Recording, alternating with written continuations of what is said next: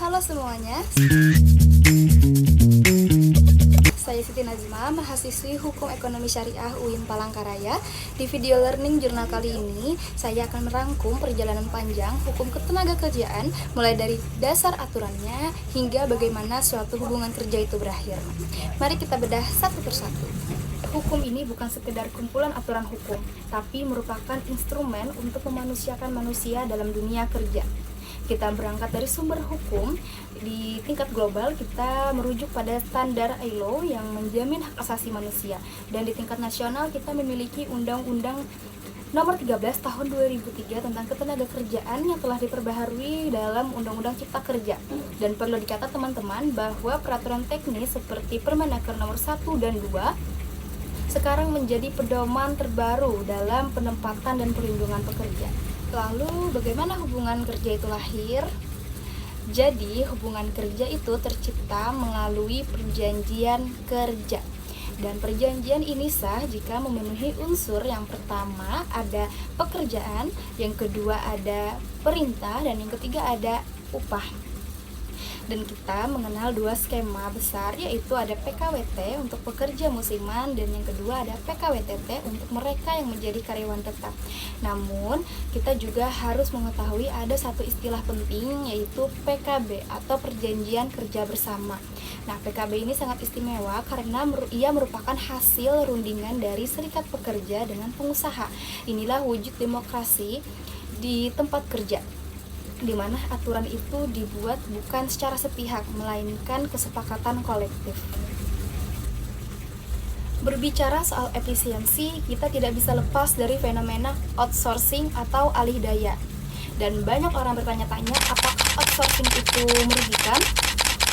Jadi, dalam perspektif hukum, sistem ini sah apabila perusahaan penyedia jasa itu memenuhi prinsip transfer of protection. Artinya, meskipun status pekerjanya adalah alih daya, tapi dia juga berhak atas jaminan kesehatan, upah minimum, dan perlindungan yang setara seperti pekerja pada umumnya.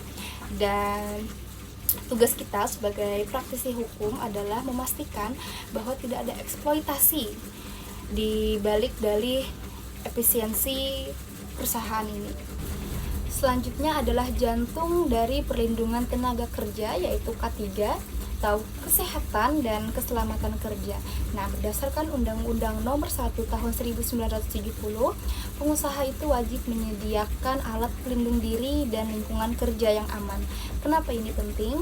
Karena kecelakaan kerja itu tidak hanya merugikan secara materi, tapi juga melanggar hak dasar manusia untuk hidup sehat. Dan perlindungan ini diperkuat melalui jaminan sosial seperti BPJS Ketenagakerjaan.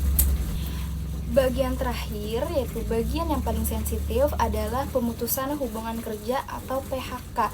Nah, PHK ini bukan akhir dari segalanya, tapi merupakan proses hukum yang harus dijalankan dengan sangat hati-hati.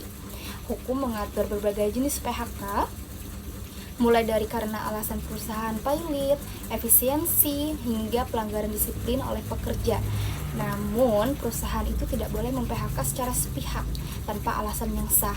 Jika PHK terjadi, ada hak-hak yang wajib ditunaikan. Yang pertama adalah uang pesangon, yang kedua ada uang penghargaan masa kerja, dan yang ketiga adalah uang penggantian hak.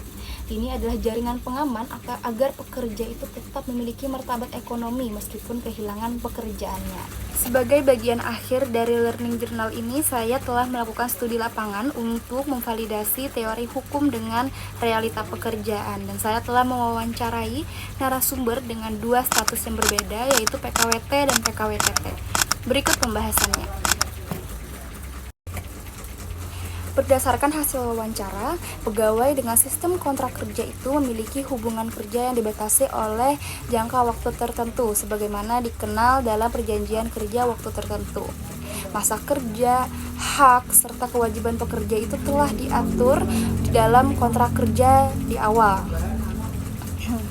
termasuk ketentuan mengenai perpanjangan kontrak maupun konsekuensi apabila terjadi pengunduran diri sebelum masa kontrak berakhir. Selanjutnya, pada status P3K, narasumber menjelaskan bahwa secara pelaksanaan tugas, Pekerjaan yang dilakukan tidak jauh berbeda dengan PNS.